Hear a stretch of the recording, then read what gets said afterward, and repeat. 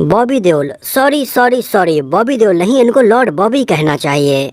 Sorry sorry sorry sorry sorry. Actually Lord Bobby Bollywood के इकलौते ऐसे दूरदर्शी एक्टर रहे जिन्होंने अपनी तेज निगाहों और अंतर्मन की शक्ति से आज से लगभग 20-25 साल पहले ही ये देख लिया था कि आगे चलकर फ्यूचर कैसा होने वाला है। या तो शायद उन्हें फिल्म क्रिस में रोहित मेहरा के द्वारा बनाई गई ये फ्यूचर देखने वाली मशीन मिल गई होगी।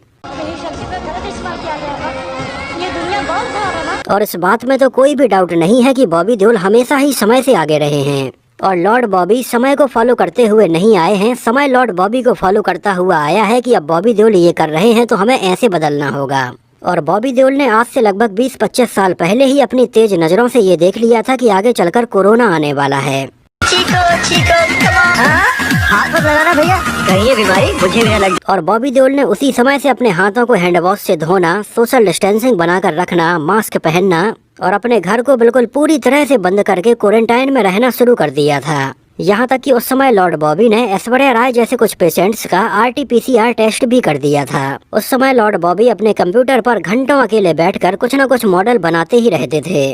लोगों को गुमराह करने के लिए वो अपना नकली हाथ दिखाकर छुपे हुए असली हाथ से गोली मारते थे। और आजकल के यूथ अपने कानों में ये ब्लूटूथ लगाकर अपने आप को बहुत कूल समझते हैं। हमारे लॉर्ड बॉबी ये तब करके छोड़ चुके थे जब इसकी शुरुआत भी नहीं हुई थी। उस समय बॉबी देओल अपना पूरा डांस लोगों को इशारे से दिखाते थे कि लोगों को समझने में कोई भी प्रॉब्लम ना हो। जैसे उनकी फिल्म गुप्त का गाना ऊंचाइयां गहराइयां, इस गाने में बॉबी देओल हमें इशारे से भी बता रहे हैं, जिससे कि ऑडियंस को ये समझने में कोई भी दिक्कत ना हो कि अभी ये ऊंचाइयां बता रहे हैं और अब ये गहराइयां बता रहे हैं। बॉबी देओल के करियर की एक नहीं ऐसी बहुत सारी लेजेंडरी चीजें रहीं जिनकी वजह से आज उन्हें लॉर्ड बॉबी कहा जाता है।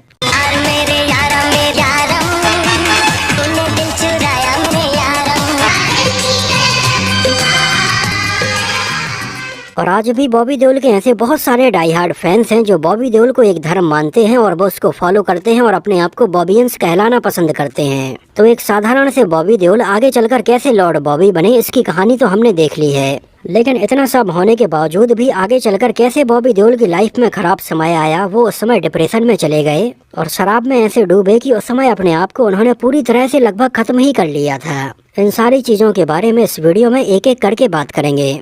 और हाल ही में आई फिल्म एनिमल में बॉबी देओल अपने मात्र 10 मिनट के रोल में ही पूरी फिल्म के ऊपर भारी पड़ते हुए नजर आए हैं। जिस 10 मिनट के रोल में भी बॉबी देओल का एक भी डायलॉग नहीं रखा गया था, लेकिन आज चारों तरफ बॉबी देओल के नाम के ही चर्चे हो रहे हैं। और इस बारे में बहुत सारे लोगों का ये कहना है कि फेलियर कैसा भी हो लेकिन कमबैक तो लॉर्ड बॉबी के जैसा ही होना चाहिए। चाहे एनिमल के गाने जमालो जमालो में गिलास को अपने सिर के ऊपर रखकर डांस करना हो, या 2 मिनट का मौन धारण करवाना हो, या चाकू दिखाते हुए 2 लोगों को अपने कमरे के अंदर बुलाना हो, बॉबी देओल की हर एक चीज वायरल हुई है। और इस बात में कोई भी डाउट नहीं है कि बॉबी देओल ने बहुत ही जबरदस्त कमबैक किया है। लेकिन आखिर बॉबी देओल को ये कमबैक करने की जरूरत ही क्यों पड़ी? 90s में जिन्होंने बादल, बिच्छू, बरसात, सोल्जर और गुप्त जैसी बेहतरीन फिल्में बनाई, जिनमें बॉबी देओल के लंबे लंबे कर्ली हेयर्स, उनके द्वारा पहने जाने वाले सनग्लासेस और जैकेट्स भी बहुत ज्यादा पॉपुलर हुई थी। उस समय बॉबी देओल की फिल्मों के गाने हर तरफ धूम मचा रहे थे। आखिर ऐसे बॉबी देओल का डाउनफॉल कैसे स्टार्ट हुआ? धर्मेंद्र के बेटे और सनी देओल के भाई बॉबी देओल के करियर की स्टार्टिंग बहुत ही जबरदस्त रही थी। और ऐसा भी नहीं है कि बॉबी देओल को एक्टिंग नहीं आती थी, उनकी एक्टिंग भी बहुत ही जबरदस्त थी। और ये बात जरूर है कि बॉबी देओल को बॉलीवुड में एंटर होने के लिए नेपोटिज्म का फायदा मिला था। लेकिन आगे चलकर बॉबी देओल की एक्टिंग और उनके टैलेंट की वजह से उन्हें फिल्में मिलने लगी थीं। और उस समय नेपोटिज्म से आए बॉलीवुड में न जाने कितने एक्टर्स से बॉबी देओल लाख गुना अच्छे थे। चाहे अनिल कपूर के भाई संजय कपूर हों, आमिर खान के भाई फैजल खान हों, सलमान खान के भाई अरबाज खान हों, ये सारे ऐसे लोग थे जो कि नेपोटिज्म से इंडस्ट्री में आए थे और इन्होंने अपने करियर की शुरुआत बॉबी देओल के साथ में साल 1995 में ही की थी। आगे चलकर अभिषेक बच्चन और तुषार कपूर जैसे एक्टर्स भी बॉलीवुड में आए, लेकिन बॉबी देओल इन सब से अलग थे। जिस समय बॉबी देओल लगभग 8 साल के थे तब वो हमें पहली बार अपने पिता धर्मेंद्र की साल 1977 में आई फिल्म धर्मवीर में नजर आए थे। और उस समय ये ऐसा पहली बार था जब बॉबी देओल बड़े पर्दे पर नजर आए थे। और फिल्म धर्मवीर में बॉबी देओल ने अपने पिता धर्मेंद्र के बचपन वाला ये रोल निभाया था। एक्चुअली उस समय हुआ ये था कि फिल्म धर्मवीर बन रही थी और धर्मेंद्र के बचपन वाले रोल के लिए किसी बच्चे को साइन किया जाना था और उस समय धर्मेंद्र को बिल्कुल ही मैन के नाम से बुलाया जाता था और वो काफी हट्टे कट्टे भी थे। इस वजह से फिल्म के मेकर्स ये चाहते थे कि उनके बचपन वाले रोल में भी किसी ऐसे ही हट्टे कट्टे बच्चे को साइन किया जाए। तो धर्मेंद्र को आइडिया आया और इस बचपन वाले रोल के लिए उन्होंने बॉबी देओल का नाम सजेस्ट किया। जो भी काफी हट्टे कट्टे थे, उनकी थाई भी काफी मोटी थी और वो धर्मेंद्र के बचपन वाले रोल में काफी अच्छे से सूट हो रहे थे। और इस तरह से बॉबी देओल हमें साल 1977 में फिल्म धर्मवीर में पहली बार बतौर चाइल्ड आर्टिस्ट नजर आए। हालांकि उस समय बॉबी देओल के दिमाग में एक्टर बनने का ख्याल दूर दूर तक नहीं था, लेकिन उस समय बॉबी देओल के पिता भी फिल्म इंडस्ट्री में थे और उनके भाई भी फिल्म इंडस्ट्री में आ चुके थे।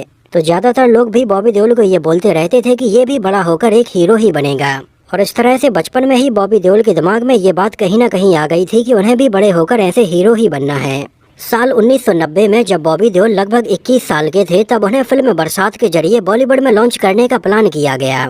एक्चुअली उनके पिता धर्मेंद्र ने साल 1983 में अपने खुद की प्रोडक्शन कंपनी विजेता फिल्म्स के नाम से खोली थी, जिसके बैनर तले ही सनी देओल ने साल 1983 में आई फिल्म बेताब से अपना डेब्यू किया था। उस समय राहुल रावेल ने इसका डायरेक्शन किया था और फिल्म बेताब एक बड़ी ही सुपर डुपर हिट फिल्म साबित हुई थी। और विजेता फिल्म्स के बैनर तले ही साल 1990 में बॉबी देओल की डेब्यू फिल्म बरसात भी प्लान की जा रही थी, जिसको उस समय बॉलीवुड के जाने माने डायरेक्टर शेखर कपूर बनाने का प्लान कर रहे थे। और उस समय बॉबी देओल के अपोजिट इसमें ट्विंकल खन्ना नहीं, करिश्मा कपूर काम कर रही थीं। यहाँ तक कि उस समय फिल्म बरसात के अनाउंसमेंट के टाइम पर बॉबी देओल और करिश्मा कपूर के कुछ फोटोग्राफ्स भी खींचे गए थे, जहां आप देख सकते हैं कि बॉबी देओल और करिश्मा कपूर की एज काफी कम लग रही है और बॉबी देओल इसमें बहुत ही हैंडसम नजर आ रहे हैं। उस समय बॉबी देओल की इस डेब्यू फिल्म के लिए उनके पिता धर्मेंद्र और उनके भाई सनी देओल कोई भी कसर छोड़ना नहीं चाहते थे।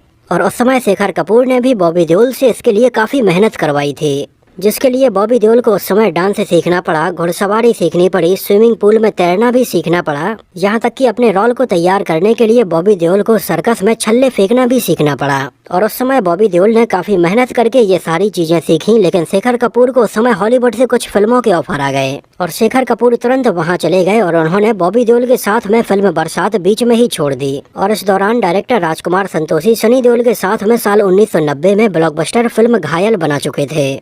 तो उस समय शेखर कपूर के द्वारा फिल्म बरसात को छोड़ने के बाद राजकुमार संतोषी को ये जिम्मा दिया गया कि वो बॉबी देओल की डेब्यू फिल्म डायरेक्ट करें। तो इस तरह से उस समय बॉबी देओल का किरदार कई बार बदला गया, इसकी कहानी कई बार बदली गई, डायरेक्टर भी कई बार बदले गए। तो इतना सब होने में और फिल्म बरसात को बनने में लगभग 5 साल का समय लग गया और फाइनली साल 1990 में अनाउंस हुई बॉबी देओल की डेब्यू फिल्म। इसके 5 साल बाद साल 1995 में बनकर कंप्लीट हुई, जिसमें अब बॉबी देओल के साथ में करिश्मा कपूर नहीं, राजेश खन्ना की बेटी ट्विंकल खन्ना ने अपना डेब्यू किया था। फिल्म बरसात सुपर हिट रही, इसके गाने भी लोगों ने पसंद किए और इसमें बॉबी देओल के बड़े बड़े कर्ली हेयर्स वाला लुक भी काफी पॉपुलर हुआ था। इसके बाद आगे चलकर बॉबी देओल लगभग 5 से 6 सालों तक अपने कैरियर की कुछ हमें बेहतरीन फिल्मों में नजर आए, जिनमें गुप्त, सोल्जर, बादल, बिच्छू, अजनबी और हमराज जैसी कई फिल्में शामिल रहीं। और इस दौरान आई बॉबी देओल की इन फिल्मों में हमें उनकी एक्टिंग की रेंज भी देखने के लिए मिली और तरह तरह के अलग अलग रोल में बॉबी देओल हमें नजर आए। और ये लगभग 5 से 6 साल बॉबी देओल के कैरियर के लिए बिल्कुल गोल्डन पीरियड साबित हुए थे। इसी दौरान साल 1999 में उनके भाई सनी देओल ने फिल्म दिल लगी को डायरेक्ट किया और इसमें हमें सनी देओल और बॉबी देओल भी नजर आए थे। फिल्म गुप्त में बॉबी देओल की एक्टिंग की काफी तारीफ हुई और इसी साल आई उनकी फिल्म और प्यार हो गया से ऐश्वर्या राय ने अपना बॉलीवुड में डेब्यू किया था। और इस समय तक बिल्कुल सब कुछ सही चल रहा था और बॉबी देओल को काम मांगने के लिए कहीं बाहर नहीं जाना पड़ता था, फिल्में उनके पास चलकर आ रही थीं। लेकिन आगे चलकर समय थोड़ी बदल रहा था और नए नए एक्टर्स भी बॉलीवुड में अपना डेब्यू कर रहे थे और इस समय ऑडियंस भी थोड़ी नई कहानी और मॉडर्नाइज फिल्में देखना पसंद कर रही थी। लेकिन इस समय भी बॉबी देओल को थोड़ी पुराने टाइप की फिल्में मिल रही थी और बॉबी देओल अपने आप को समय के हिसाब से बदल नहीं पाए। 2001 में आई फिल्म अजनबी में बॉबी देओल का काम काफी अच्छा था, लेकिन इसमें अक्षय कुमार हमें नेगेटिव रोल में नजर आए थे और उस समय अक्षय कुमार इस नेगेटिव रोल में फिल्म की पूरी लाइमलाइट ले गए थे। आगे चलकर बॉबी देओल हमें कुछ मल्टी स्टारर फिल्मों जैसे अब तुम्हारे हवाले वतन साथियों, सगा का बूम बूम, झूम बराबर झूम, अपने और नकाब जैसी फिल्मों में नजर आए। लेकिन इस समय आई बॉबी देओल की ये मल्टी स्टारर फिल्में भी बिल्कुल बुरी तरह से फ्लॉप रहीं और लगभग 2007 और 2008 के बाद तो बॉबी देओल के पास में अच्छी फिल्में आना ही बंद हो गई थीं।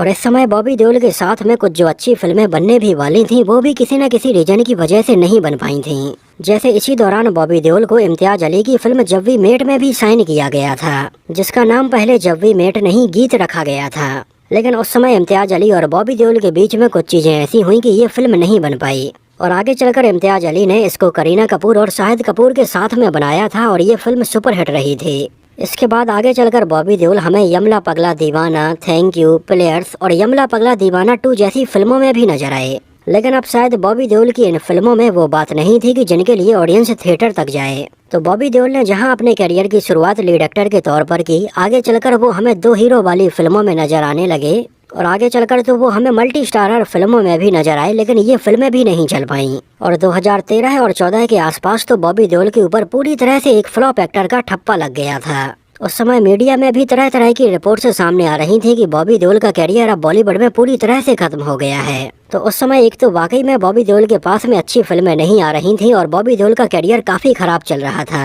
और उस समय मीडिया में भी इस तरह की खबरों के बाद बॉबी देओल बुरी तरह से टूट गए थे।